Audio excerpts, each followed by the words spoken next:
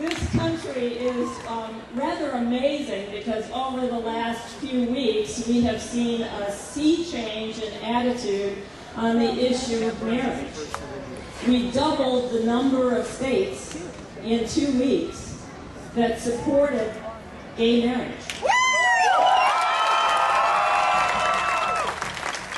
The states giving full state marriage rights to same-sex couples joined Massachusetts and Connecticut, and they were Iowa and then Vermont. The District of Columbia City Council recently voted to recognize same-sex marriages conducted in other states, and Michigan lags behind. In separate, strongly worded orders, 2 judges of the Federal Appeals Court in California, a libertarian and a liberal, said that employees of their courts were entitled to health benefits for their same-sex partners under a program that insures millions of federal workers.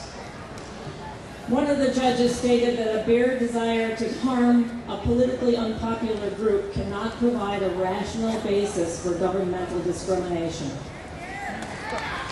In Michigan, as was mentioned earlier, a recent survey shows that the rights of the citizens, the Michigan citizens are recognizing the rights of gays in the state, and that opinion evolves dramatically over the last 5 years.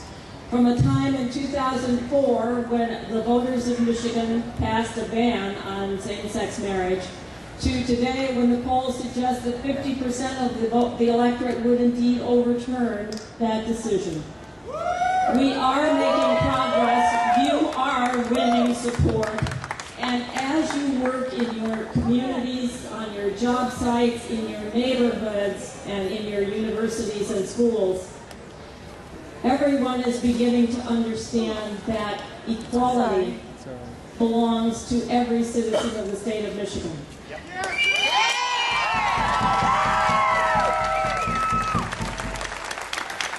I was in the Senate when we passed the legislative ban on gay marriage, and I was the only no vote against that legislation.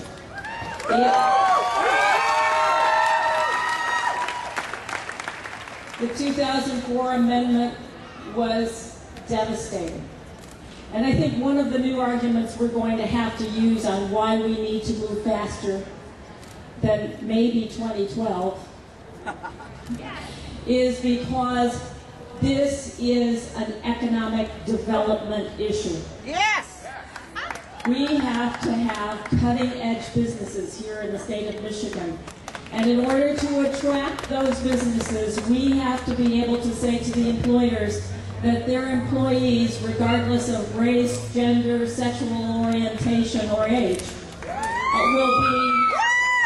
will be accorded the same rights as any other Michigan resident or citizen.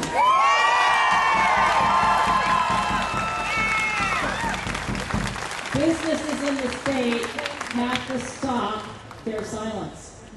And when you go to work, you need to encourage your employers to step up and stand out. Because without this change in policy, Michigan isn't just perceived as not inclusive and not welcoming, it is not inclusive and it is unwelcoming. Yes!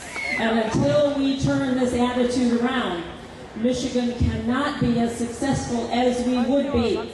We cannot compete with the Iowas and Massachusetts and Connecticut's and Vermonts. We cannot compete with California that's so undecided about what it's doing on this issue, but still has employers and some cities that stand up and say we're standing for the rights of everybody in our state. We don't even have the courage to do that. And we have to work to overturn the constitutional ban, the first piece of voter-enacted discrimination in the state of Michigan.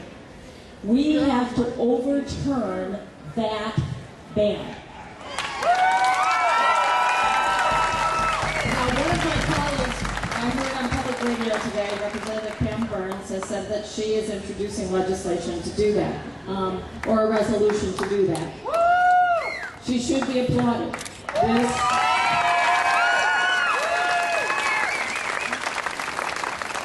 This is an extraordinary challenge she has taken on, and I'm interested in seeing the strategy that is going to be used to get past the Michigan legislature.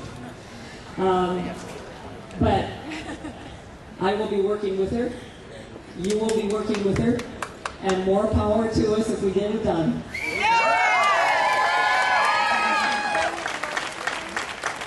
The 2004 amendment passed a very dangerous precedent that cannot be allowed to stand. And it is, with all of our good intentions, not enough that we talk about it. We have to act. If it takes a petition drive, then we have to be ready to go out and get signatures. If it takes raising money to educate on a ballot issue, we have to be willing to do that. If it takes talking to every individual member of the legislature for whom you vote, you must do that. It is not an easy issue, nor is the issue of second parent adoption. However, on that issue, we have a number of early adoptees who are reaching into their teen years. And they stand as an example of what every parent wants their child to be. A healthy, wholesome, bright individual who understands compassion for their fellow man, the need for social justice in their communities, they have an ability to advocate, and they do eat their vegetables. The issues that face the gay, lesbian, transgender, and bisexual communities are very difficult. They don't have to be. What we need to do is continue what you have been doing in your own quiet ways in your neighborhood by living good lives, by working in your schools and in your communities and participating with your fellow citizens. And that is setting a great example that there is no difference between what you want for your children and your communities than what they do.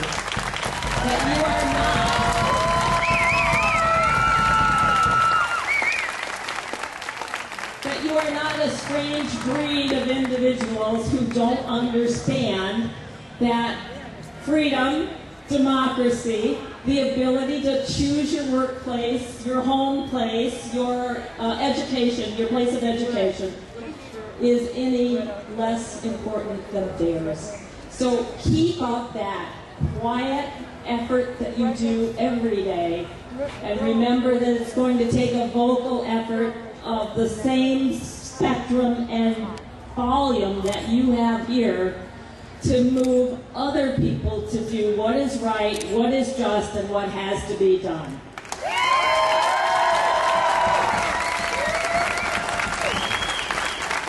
That Michigan citizens today are more liberal than they were in 2004 should be no surprise. We've had a sea change on the national level.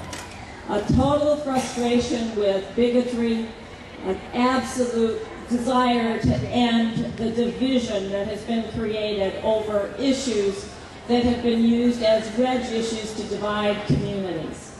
There is a knowledge within the population of the citizens of Michigan and the United States that if we can't work together, we will allow someone else to divide and destroy us.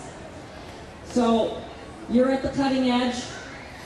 You have a lot of people who want to work with you, a lot of groups that share your desires for equality throughout the country, and particularly here in Michigan. And we will work to bring them all together to make sure that everyone who addresses issues that affect your community are speaking with a single voice about equal opportunity and equal protection under the law. Representative Rebecca Warren and I arm wrestled to a coin toss over who was going to introduce second parent adoption, and I won. Not the arm wrestle, we had to resort to the coin toss. But she is my lead on the Judiciary Committee. And we have great confidence and great thanks to Representative Mark Meadows for moving that bill out of the Judiciary Committee and onto the floor of the Michigan House. Now our job is to move it to the agenda of the Michigan House so that we can actually take a vote on that bill and show the citizens of the state that at least one chamber has the courage to act for equal justice and equal rights. Your day here today is the beginning of a celebration that I am happy to join you in. This is a group, these are groups, and I thank Michigan Equality and the caucus for having me. These are groups that I've been proud to stand with and work for a long time. I am running for governor of the state of Michigan, and I certainly